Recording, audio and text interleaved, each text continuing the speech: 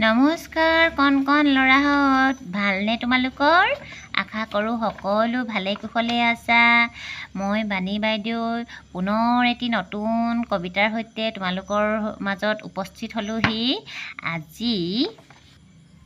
আজি মই তোমালোকৰ মাজলৈ অসমীয়া কিতাপখনৰ এটি অতি সুন্দৰ কবিতা, এই কবিতাটি মই তোমালোকৰ মাজলৈ লৈ আহিছোঁ। আৰু এই কবিতাটিত তোমালোকে দেখিবা যে আমাৰ শৰীৰৰ অংগসমূহৰ কাৰ কি কাম, এই বিষয়ে অতি সুন্দৰ ৰূপে এই কবিতাটিত উপস্থাপন কৰিছে, তোমালোকে জানিবলৈ পাৰিবা। আহাচোন আমি কবিতাটি আবৃত্তি কৰোঁ আৰু তোমালোকে মোৰ লগে লগে আওৰাই যাবা দেই।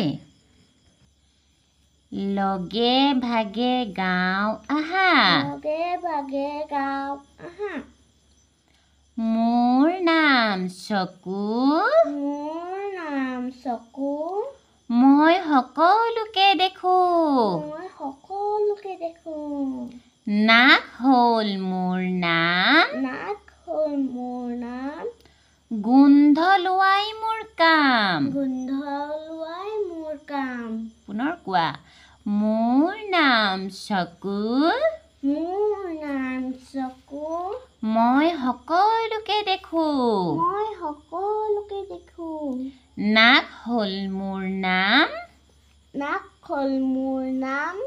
গোন্ধ লোৱাই মোৰ কাম, গোন্ধ লোৱাই মোৰ কাম। মোৰ নাম জিভা, মোৰ নাম জিভা। মোৰ কাম হ'ল মোৰ কাম হ'ল সোৱাদ লৈ ফুৰা। সোৱাদ লৈ ফুৰা। পুনৰ গোৱা। মোৰ নাম জিভা, মোৰ নাম জিভা।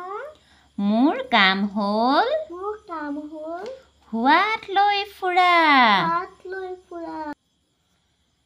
মই হ'লো কাণ, মই হ'লো কাম। শুনাই হ'ল মোৰ কাম। শুনাই হ'ল মোৰ কাম। পুনৰ কোৱা। মই হ'লো কাণ, মই হ'লো কাম। শুনাই হ'ল মোৰ কাম। শুনাই হ'ল মোৰ কাম। মই হ'লো ছাল, মই হ'লো ছাল। গৰম ঠাণ্ডা গৰম ঠাণ্ডা মিহি খহটা, মিহি খহটা। বুজি পোৱাই মোৰ কাম। বুজি পোৱাই মোৰ কাম। পুনৰ গোৱা।